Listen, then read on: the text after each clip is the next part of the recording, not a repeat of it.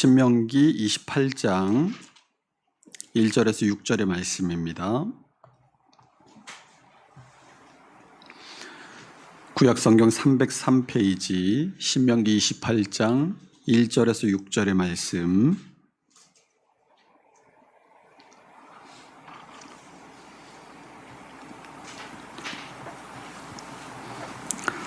(28장 1절부터 6절을 교독하겠습니다. 내가 내 하나님 여호와의 말씀을 삼가 듣고 내가 오늘 내게 명령하는 그의 모든 명령을 지켜 행하면 내 하나님 여호와께서 너를 세계 모든 민족 위에 뛰어나게 하실 것이라. 내가 내 하나님 여호와의 말씀을 존중하며 이 모든 복이 내게 임하며 내게 이르리니 성읍에서도 복을 받고 들에서도 복을 받을 것이며 내 몸의 장정과 내 뒤의 성과 내 진수의 새끼와 소와 양의 새끼가 복을 받을 것이며 내 광주리와 떡반죽 그릇이 복을 받을 것이며 내가 들어와도 복을 받고 나가도 복을 받을 것이니라. 아멘. 오늘 설교의 제목은 여호와의 말씀을 청종하면입니다. 우리가 지난 2021년에 하나님 백성으로 살아가기라는 주제를 가지고 신명기의 말씀을 함께 살펴보았던 게 벌써 2021년이니까 4년이라는 시간이 흘렀습니다.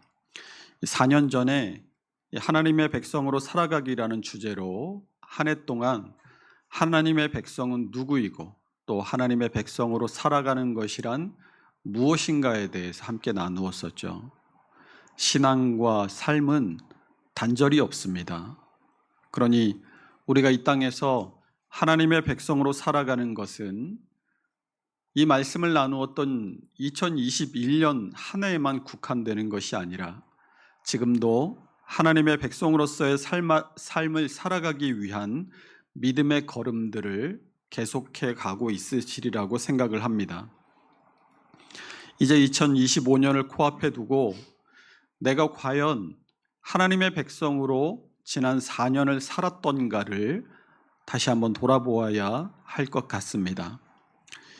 2022년으로 해가 바뀌면서 신명기에서 마가복음으로 강해가 넘어갔죠.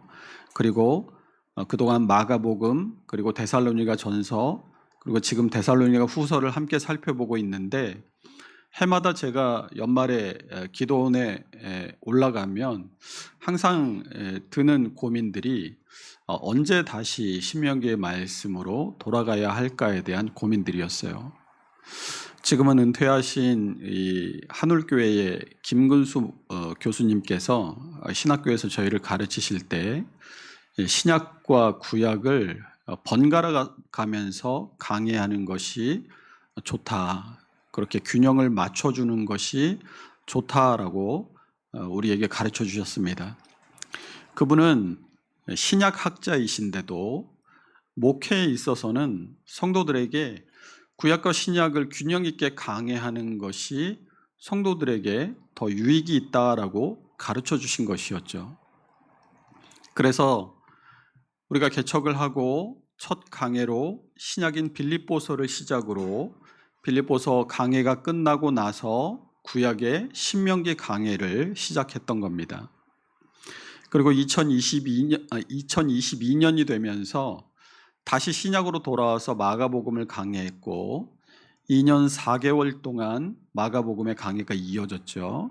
그리고 2024년 4월에 다시 신명기 강해로 돌아가야 할까 하다가 해가 바뀔 때 바꾸는 게 좋겠다라고 생각이 돼서 데살로니가 전서 그리고 지금 짧게 데살로니가 후서를 지금 보고 있고 이제 2025년이 시작되는 이 송구영신 예배를 통해서 기점으로 이 신명기 강해로 다시 돌아가려고 합니다.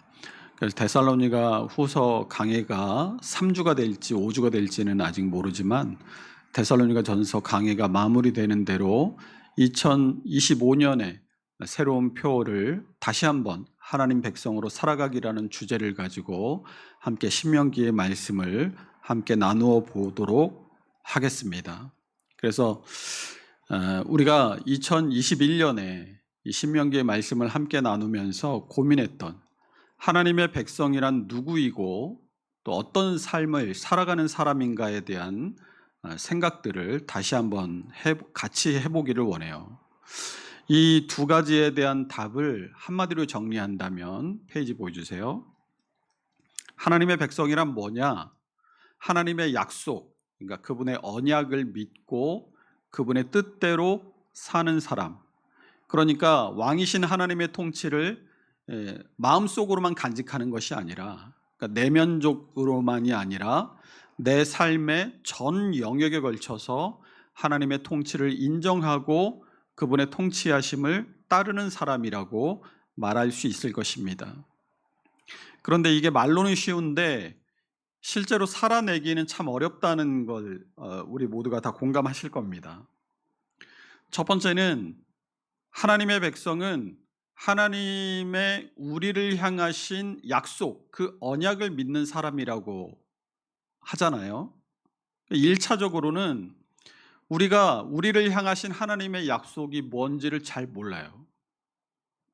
내가 믿는 믿음의 도리, 교리를 모르면서 신앙생활을 하잖아요. 이 믿음이란 무엇인가에 대해서 국립국어원의 표준국어사전을 보면 어떤 사실이나 사람을 믿는 마음, 이렇게 정의해 놓고 있습니다. 이것이 철학이나 사회나 정치 등의 이 일반 사회 영역에서는 신념이라는 이름으로 불리고, 종교로 오면 신앙이라는 이름으로 불려져요. 이 위키백과에서는 이 믿음에 대해서 이렇게 정의를 하고 있는데, 어떠한 가치관, 종교, 사람, 사실 등에 대해 다른 사람의 동의와 관계없이 확고한 진리로서 받아들이는 개인의 심리 상태, 이렇게 정의합니다. 믿음에 대한 이 정의에 대해서 맹신과 비교해 보면 더 정확히 알 수 있습니다. 그럼 맹신이 뭐예요? 옳고 그른 걸 따지지 않고 그냥 덮어놓고 믿는 태도를 맹신이라고 말합니다. 자, 여러분, 그동안 나의 믿음이 이 지금 말하고 있는 이 진정한 믿음에 가까웠는지 아니면 맹신에 가까웠는지를 한번 생각해 보십시오. 내가 하나님에 대해서 잘 모르고 성경을 통해 계시된 하나님의 뜻을 잘 모른다. 그런데 신앙생활을 지금까지 잘 하고 있다. 이거 믿음이에요? 맹신이에요? 로마서 10장 2절에서 3절 말씀을 같이 읽어보겠습니다. 내가 증언하노니 그들이 하나님께 열심히 있으나 올바른 지식을 따른 것이 아니니라. 하나님의 의를 모르고 자기 의를 세우려고 힘써 하나님의 의에 복종하지 아니하였느니라. 하나님에 대한 열심은 있어요. 그런데 하나님의 말씀이 진짜 진리인가 아닌가는 알아보려고 하지 않습니다. 그저 하나님의 의, 하나님께서 기뻐하시는 일을 위해서가 아니라 자기 의, 내가 생각하기에 맞다고 생각하는 그 일을 쫓아가는 거예요. 내가 생각하기에는 이게 맞는 것 같아. 내가 생각하기에는 하나님은 이런 분인 것 같아. 내가 생각하기에 하나님은 이렇게 하실 것 같아 하면서 내가 맞다고 생각하는 그것을 이 진리인 것처럼 포장해야 되니까 여기저기서 이 신앙적 미사여구들을 가져다 막 덕지덕지 붙입니다.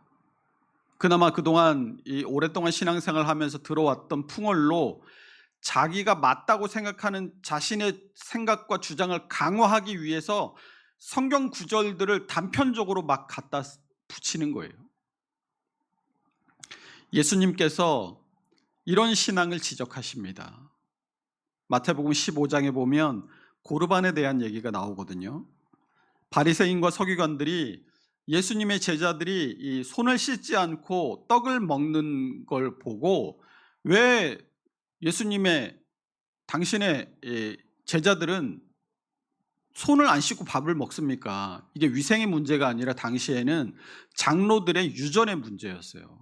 장로들의 전통을 당신의 제자들은 왜 범하느냐 하고 따진 거예요. 그러나 예수님께서 마태복음 15장 3절에서 너희는 어찌하여 너희의 전통으로 하나님의 계명을 범하느냐라고 물으십니다. 그리고 나서 하신 말씀이 고르반 얘기예요. 우리 마태복음 15장 4절에서 9절 말씀 같이 읽어봅니다.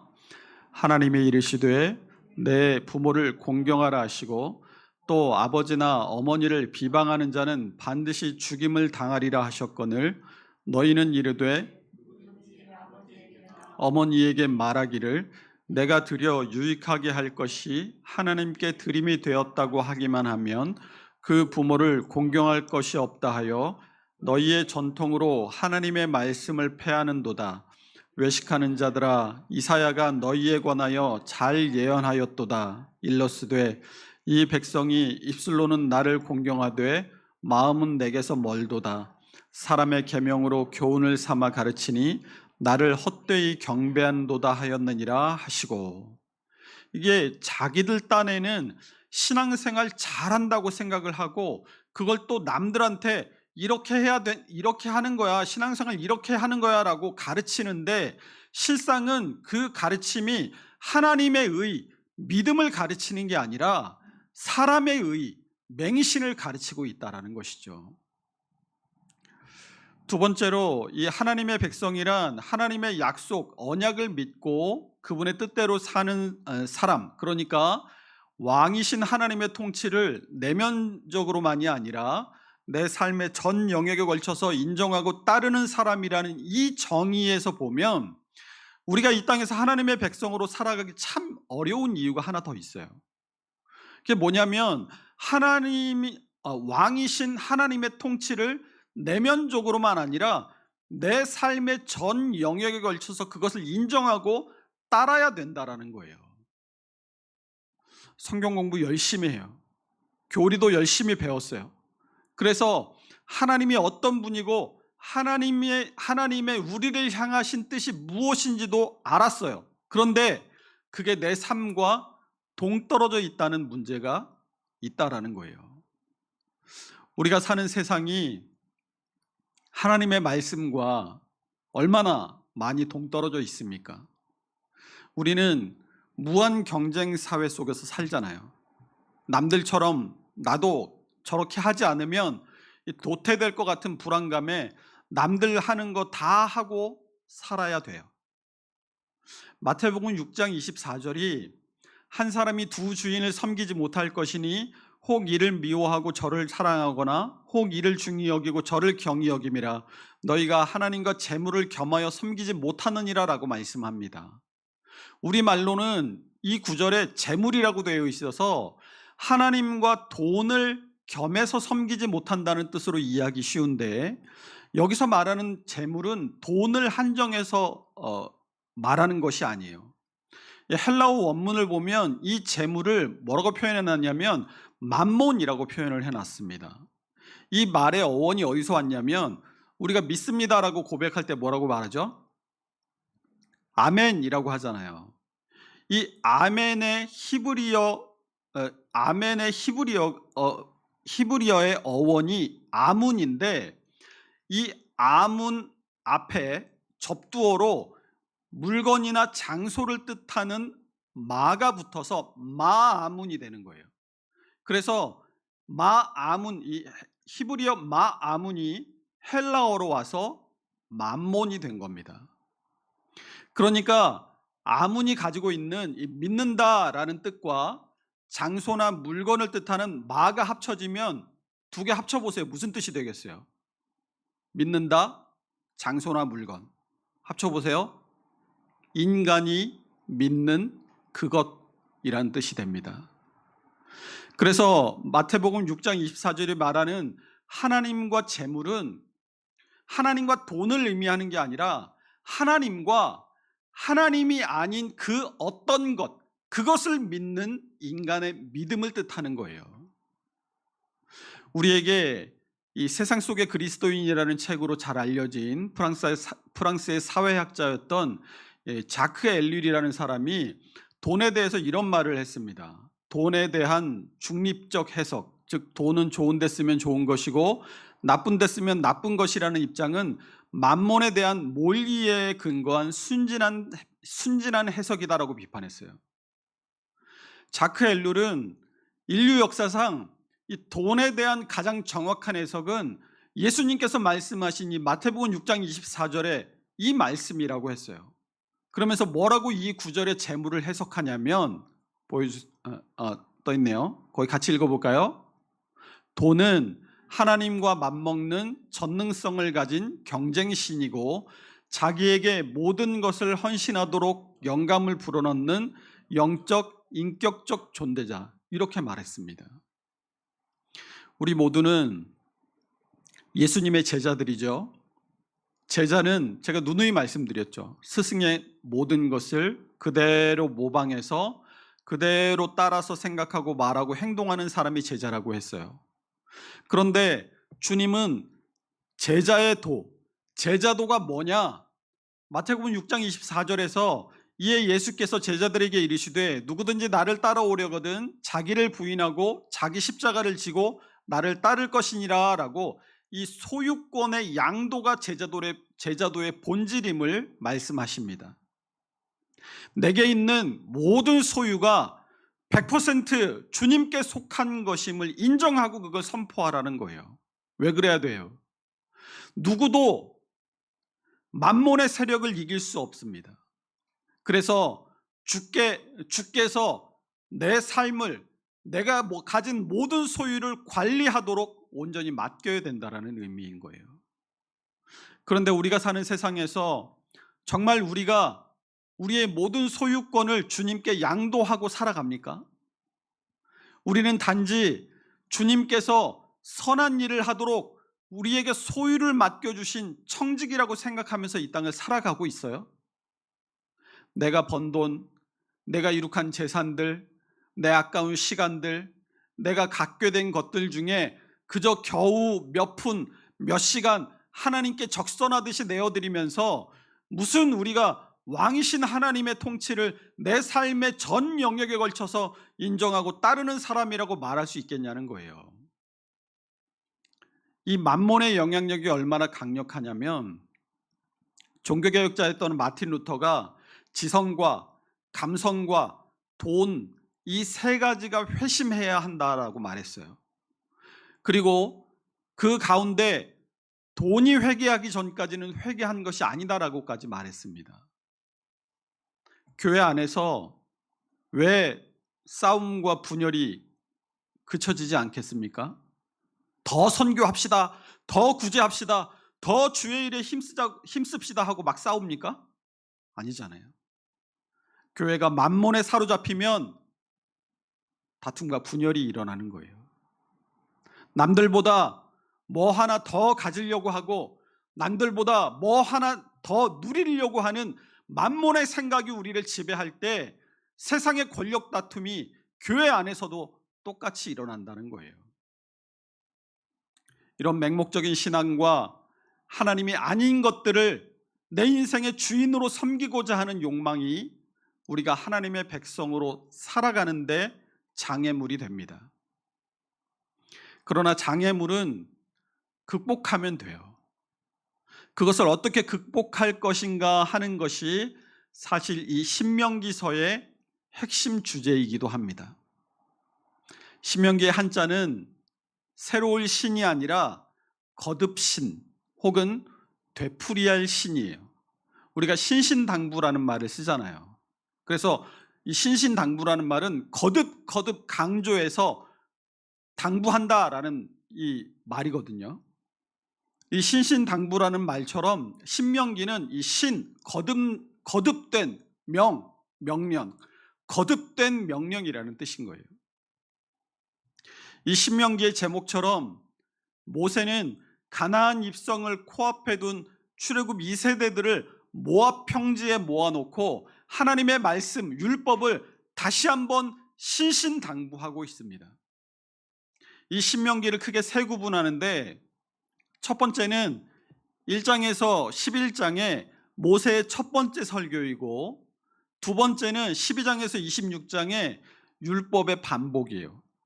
그리고 세 번째는 27장에서 34장의 모세의 두 번째 그리고 마지막 설교로 나누어집니다.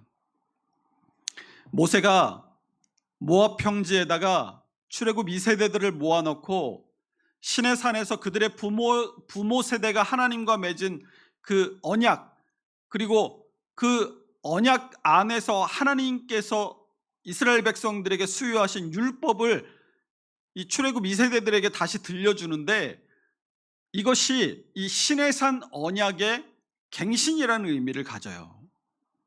시내산에서 하나님과 언약을 맺고 율법을 수여받았던 출애굽 1세대는 불순종으로 광야 38년을 헤매면서 다 죽어버렸어요. 그리고 마침내 출애굽 2세대만 남게 되자 하나님께서 광야 38년을 지나고 이스라엘 백성을 이 가나안 땅이 보이는 모압 평지로 인도하신 겁니다. 그리고 그 자리에서 모세를 통해 이스라엘 백성과의 언약을 다시 갱신하십니다. 그래서 이 신명기에서의 이 율법의 수요는 시내산 언약에서보다 새롭게 추가된 것들이 몇 가지 있기는 하지만 거의 대부분이 시내산에서 하나님께서 이스라엘 백성들에게 주셨던 그 율법을 그대로 반복하고 있어요. 12장에서 26장에 그림 다시 보여주세요. 이 언약의 갱신, 이 율법의 재수여를 중심으로 앞부분의 모세의 설교는 과거에, 지난 세대의 과거의 과오와 불순종을 거울 삼아서 하나님의 뜻에 순종하며 살아갈 것을 권면합니다. 그리고 12장에서 26장의 언약과 갱신, 율법의 재수여 뒤에 나오는 이 모세의 두 번째 설교에서는 너희가 그러면 이제 미래에 가나안 땅에 들어갈 텐데 가나안 땅에 들어가면 하나님의 백성으로 어떻게 살아야 한다라는 것을 권면하는 내용으로 이루어져 있어요. 그러니까 이것을, 이 신명기를 과거와 현재와 미래로 놓고 보면, 과거에 너희 부모 세대는 하나님께 불순종하여 멸망당했다. 현재 너희는 하나님 앞에서 너희 부모 세대가 실패했던 하나님과의 언약을 다시 맺고 있다. 그리고 미래에 앞으로 하나님께서 너희를 가나안 땅으로 인도하여 주시면 조상들의 전철을 밟지 말고 하나님과 새롭게 맺은 이 언약을 늘 기억하며 그분의 뜻에 순종하며 살아라 라는 것이 이 신명기의 말씀인 것이죠. 그러면 어떻게 하신다고 말씀합니까? 오늘 신명기 28장 1절에서 6절의 말씀이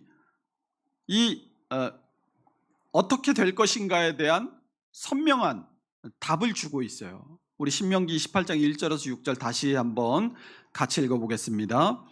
내가 내 하나님 여호와의 말씀을 삼가 듣고 내가 오늘 내게 명령하는 그의 모든 명령을 지켜 행하면 내 하나님 여호와께서 너를 세계 모든 민족 위에 뛰어나게 하실 것이라.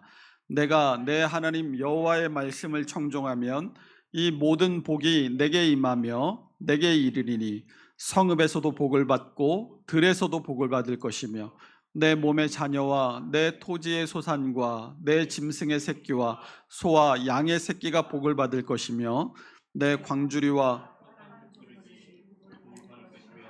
내가 들어와도 복을 받고 나가도 복을 받을 것이니라. 우리가 이 말씀을 우리 한국교회 그리스도인들이 굉장히 좋아하는 말씀 중에 하나예요. 복을 주고 복에 복을 엎어가지고 들어가도 복을 받고 나가도 복을 받고 얼마나 좋아요. 그런데 하나님께서 이렇게 이 하나님의 말씀대로 따라 행하면 놀라운 순종의 복을 약속하시는데, 사실 이 신명기 28장 전체를 보면 두 가지로 나눠져 있어요. 하나님의 말씀에 순종하면 받게 되는 복, 우리가 읽은 이 신명기 28장 1절에서 6절이 하나님의 뜻에 순종하면 받는 복에 대해서 얘기하거든요. 그런데 이 신명기 28장 아랫부분을 보면 불순종의 저주에 대해서 말씀합니다. 우리가 지금 다 읽지는 못해서 나중에 여러분께서 이 신명기 28장을 펼쳐 놓으시고 하나님께 순종하면 받게 되는 복이 무엇인지 막 가슴이 막 두근두근하고 막 정말 나도 이런 복을 받으면 너무너무 좋겠다라고 생각하는 그 복을 한번 보세요. 그리고 그 뒤에 나오는 불순종의 저주가 무엇인지도 한번 보시기 바랍니다. 그리고 선택하세요. 순종의 복을 받을 것인지 불순종의 저주 가운데 살아갈 것인지. 하나님께서 하나님의 말씀에 이렇게 분명하게 순종의 복과 불순종의 저주를 기록하여 남기셨음에도 불구하고 왜 우리가 하나님의 백성으로 살아가지 못합니까? 하나님께서 약속하신 복과 저주가 뭔지 모르니까. 그리고 그 약속대로 살면 진짜 이 성경에 쓰여진 대로 하나님께서 실제로 내 삶에 역사하셔서 내 삶을 축복하시고 내 삶을 저주하신다는 것을 못 믿으니까 하나님의 백성으로 살기를 주저하는 거예요. 여러분, 이제 2025년에 신명기의 말씀을 통해서 하나님의 백성으로 살아가는 것이 무엇인지를 다시 한번 되짚어보고 실제로 그 말씀을 따라 살아갈 때 임하게 될 하나님의 약속과 복을 다 받아 누리시기를 축원합니다. 인생을 살아가면서 해보지 않은 일들이 참 많으시죠. 막 생각만 해도 막 무서운 일들이 있으시잖아요. 어떤 사람은 막 고소공포증이 있어가지고 어디 이렇게 막 흔들다리만 가도 막 이 다리 난간 붙잡고 막 나는 못 간다. 나를 왜 여기로 데리고 왔냐? 나를 죽이려고 하냐? 막 그러는 분들도 있고, 또 어떤 분은 뭐 번지 점프라든지 뭐 패러글라이딩이라든지 그런 액티비티한 활동들을 하게 되면 굳이 그런 걸 해야 돼? 하면서 내 인생에 저런 건 없어라고 하는 분들이 아예 시도조차 하지 않는 일들이 아마 많으실 겁니다. 그런데 두려워서 해보지 않은 일들은 해보지 않으면 계속 두려워하면서 살 수밖에 없어요. 그러나 두렵고 가슴 떨리고 잘못되면 어떡하지 하고 마음 졸이는 일들도 막상 해보면 아무것도 아니구나 하는 것을 알게 되는 일들이 많습니다. 여러분 어려서 자전거 배우셨죠? 그리고 커서 성인이 돼서는 운전도 배우셨을 겁니다. 처음 자전거 타고 운전 배울 때 어떠셨어요? 내가 잘 할 수 있을까? 혹시 넘어져서 다치지 않을까? 혹시 지나가는 사람 치지는 않을까? 그런 두려움이 있지 않으셨어요? 그러나 자전거를 잘 타고 운전을 잘 하고 다니는 지금은 그런 분들은 그 두려움을 이겨내고 잘 하는 법을 배우셨기 때문에 지금 누구보다 편리함을 누리고 계실 겁니다. 그런데 만약 내가 처음에 자전거를 배우고 운전을 배울 때 내가 가진 그 두려움 앞에 배우기를 거부하거나 포기했다면 지금 잘 탈 수 있겠어요? 가능하지 않죠. 우리가 하나님의 백성으로 살아가는 법을 배우는 것도 역시 마찬가지예요. 하나님 백성으로 우리가 살아간다는 것은 내가 그동안 살아왔던 세상의 익숙함과 편안함을 버리고 두려움에 맞서기로 결심하는 데서부터 출발하는 거예요. 하나님의 백성으로 살아가는 것, 아까 뭐라고 얘기했어요? 두 가지. 하나님의 약속, 그분의 언약을 믿고 왕이신 하나님의 통치를 내 삶의 전 영역에 걸쳐서 인정하고 따르는 일이 두려움일 수 있다라는 말이에요. 내가 그렇게 하면 진짜 하나님 나한테 복을 주실까? 내가 진짜 그렇게 살지 않으면 하나님께서 나를 저주하실까? 두려움이 있을 수 있어요.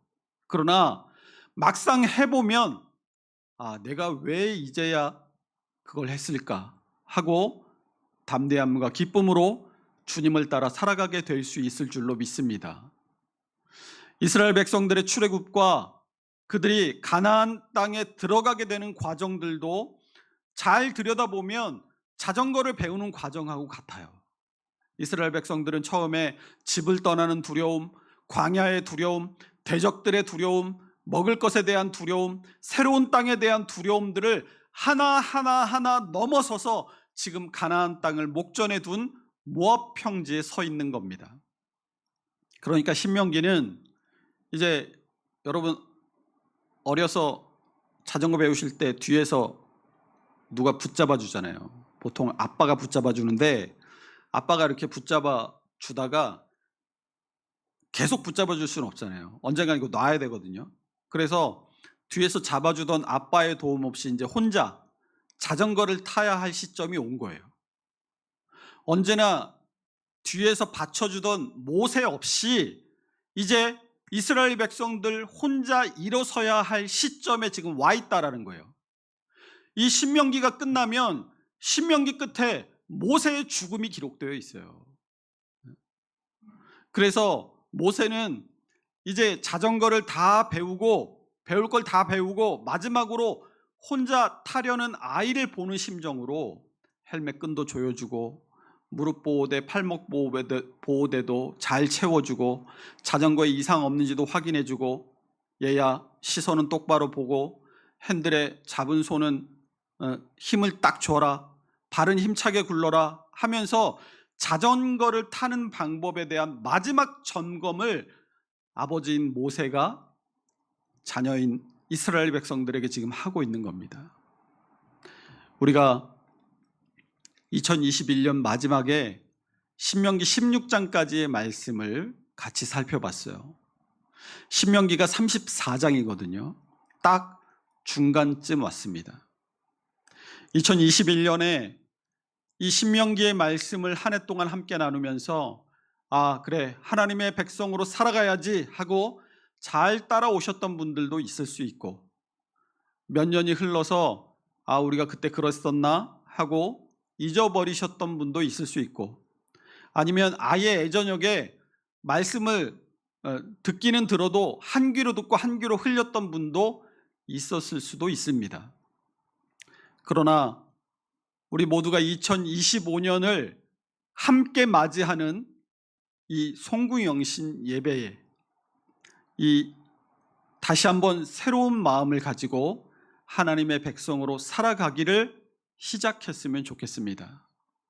우리 모두가 2025년을 시작하는 이 첫 시간, 첫 예배에 새로운 마음으로 이제 손을 놓고 자전거를 혼자 타야 하는 마음가짐으로 내 삶을 변화시켜야 하는 두려움을 이기시고 신명기의 말씀을 통해 어떻게 하나님의 백성으로 살아가야 할지를 차근차근 배워나가는 복된 믿음의 사람들이 다 될 수 있으시기를 주님의 이름으로 축원합니다. 우리 시간에 좀 해주세요. 우리